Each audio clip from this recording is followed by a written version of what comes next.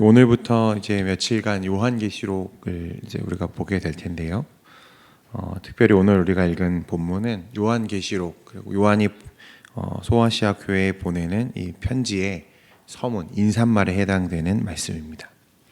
우리가 잘 아는 것처럼 역사 안에서 가장 많은 이단을 배출한 이 말씀이 또한 요한계시록이죠. 이 요한계시록을 가지고 활동하는 대부분의 이단들이 하는 말이 있습니다.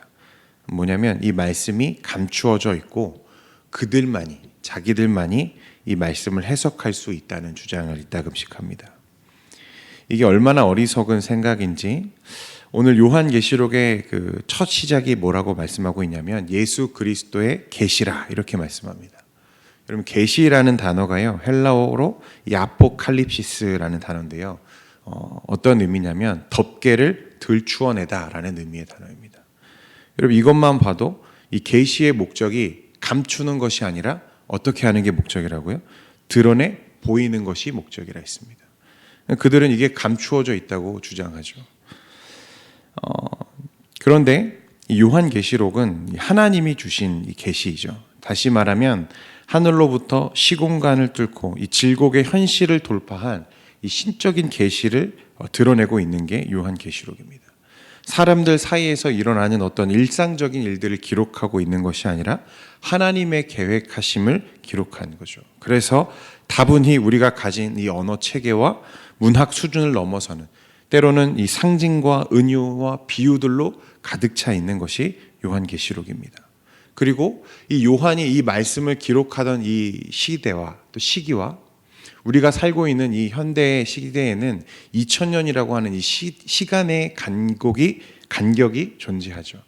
그래서 우리가 볼 때에는 이것이 참 이해하기 어려운 것도 있는 것이 분명합니다. 그러나 여러분, 그렇다고 해서 이 계시록을 저 이단들이 하는 것처럼 짜 맞추고 조각을 내고 이렇게 할 것이 아니라 하나님이 말씀하시는 대로 보고 하나님이 말씀하시는 만큼만 우리가 이해하면 된다는 것입니다. 오늘은 이 계시록의 서문인데요, 편지의 인사말입니다. 1절 말씀 우리 같이 한번 읽어보겠습니다. 시작. 예수 그리스도의 계시라. 이는 하나님이 그에게 주사 반드시 속히 일어날 일들을 그 종들에게 보이시려고 그의 천사를 그 종 요한에게 보내어 알게 하신 것이라. 말씀에 보면 반드시 속히 일어날 일들이라는 말이 있습니다. 우리는 이 말씀을 딱 보면 어떤 생각이 먼저 드냐면 어떤 빠른 시일 내에, 또 혹은 어떤 시점에 오늘 이 요한이 말하고 있는 계시의 사건들이 일어날 것이다 라고 하는 시간적인 개념으로 우리가 이 말씀을 이해하기 쉽습니다. 그래서 이 요한계시록을 주 재료로 삼는 이단들이 또한 자주 하는 말이 뭐냐면 이 시한부 종말론을 가지고 나오는 거예요. 언제 이것이 일어날 거다. 그러나 오늘 이 반드시 속히라는 단어, 이 엔타케이라는 헬라어는요, 후이레라는 단어입니다. 우리가 앞에서 읽은 것과 느낌이 많이 다르죠. 이 단어는 어떤 빠르고 가까운 시점을 이야기하는 단어가 아니라 즉각적인 실행의 의미를 가진 단어입니다. 무슨 말이냐면 요한은 이 계시가 빠른 시일 내에 어느 한 특정한 시점에 이루어질 것이라고 말하는 것이 아니고 이미 이 땅에서 일어나고 있는 일들을 기록하고 있다는 거예요. 요한은 자기 시대에 이미 이 계시가 계시되어 성취되고 있다고 우리에게 말하고 있는 것입니다. 우리가 종종 이 말씀을 통해서 듣는 이야기입니다만 종말 시대를 살아가는 성도들은 이미와 아직 사이에 살고 있다라는 이야기를 합니다.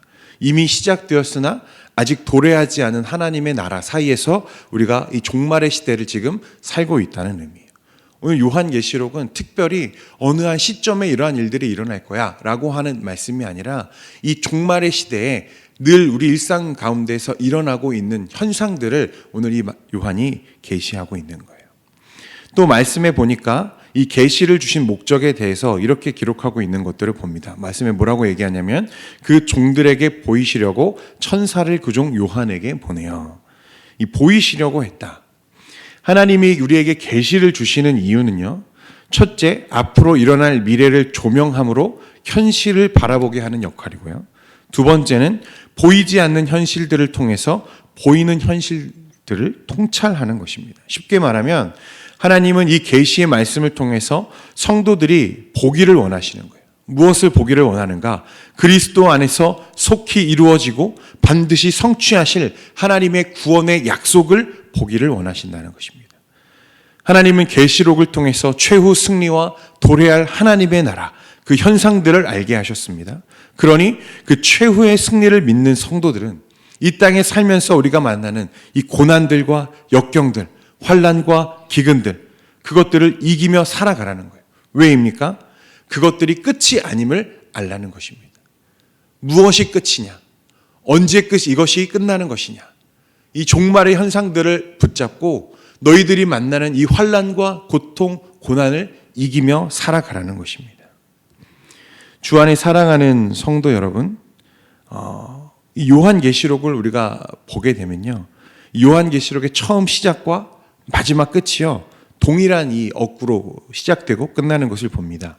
시작도 이 예언의 말씀을 지키는 자는 복이 있으리라 이렇게 시작하고요, 마지막도 이 두루마리 예언의 말씀을 지키는 자는 복이 있으리라. 가까이 다가온 완성의 때를 앞두고 이 책에 나와 있는 경고와 위로와 승리의 약속을 믿고 시련의 때를 타협 없이 잘 인내하면 새 하늘과 새 땅에 참여하는 복을 누리게 하신다, 주님이 말씀하시는 것입니다. 주 안에 사랑하는 성도 여러분, 말씀은 지적인 만족이나 어떤 유희를 위해 주신 것이 아닙니다. 저 이단들은 이 말씀을 조각내고 찢어서 하나하나 단어 하나하나를 연결해 가면서 마치 그것이 신기한 것처럼, 수학 문제를 푸는 것처럼, 뭐 대단한 것처럼 이렇게 호도하는데요, 여러분, 말씀은 지적인 만족, 유희를 위해 주어진 것이 아닙니다.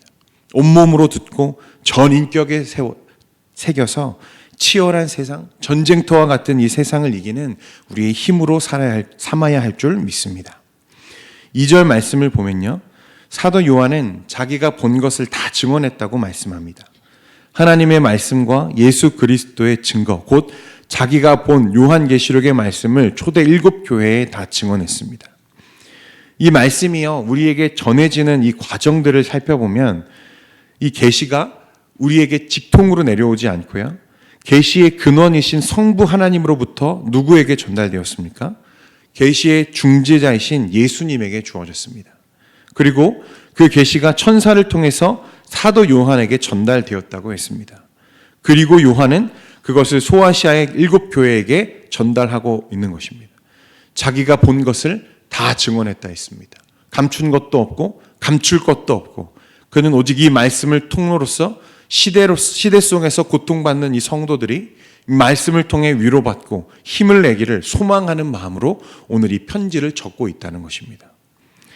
우리 4절 5절 말씀 함께 읽어보겠습니다. 시작. 요한은 아시아에 있는 7교회에 편지하노니 이제도 계시고 전에도 계셨고 장차 오실 이와 그의 보좌 앞에 있는 7영과 또 충성된 증인으로 죽은 자들 가운데에서 먼저 나시고 땅의 임금들의 머리가 되신 예수 그리스도로 말미암아 은혜와 평강이 너희에게 있기를 원하노라. 우리를 사랑하사 그의 피로 우리를 죄에서 우리를 해방하시고.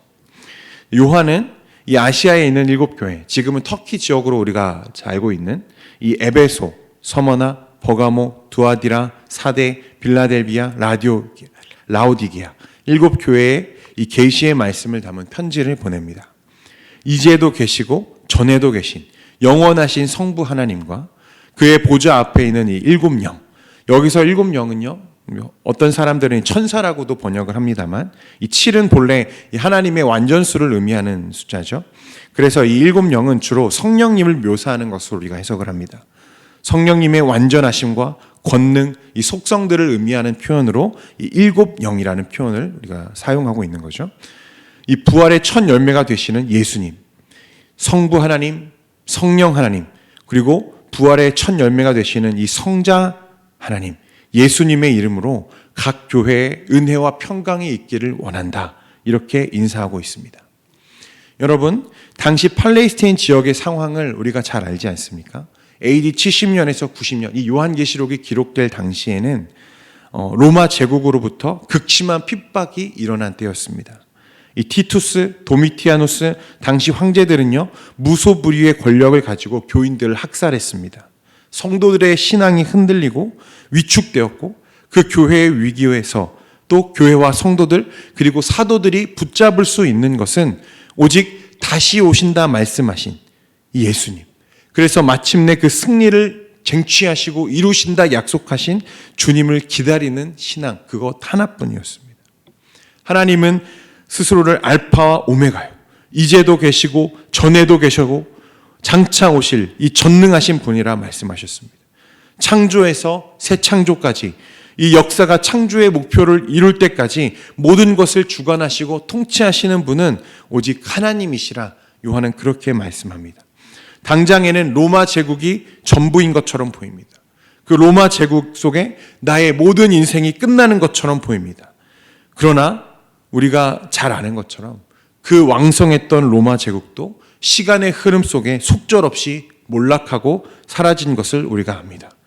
불의가 득세하고 악이 횡행한다 해도 그것들은 불의 꽃처럼 사라져 없어질 이 한순간의 것일 뿐입니다. 그것을 기억할 때 성도들은 비로소 이 험악한 세상을 이길 힘을 갖게 되는 것입니다. 7절 말씀에 뭐라고 기록합니까? 볼지어다 그가 구름을 타고 오시리라. 각 사람의 눈이 그를 보겠고 그를 찌른 자들도 볼 것이요 땅에 있는 모든 족속이 그로 말미암아 애국하리니 그러하리라. 아멘. 요한은 우리 주님의 영광스러운 재림에 대해서 힘주어 말씀합니다. 볼지어다 그가 구름을 타고 이 땅에 다시 오시리라.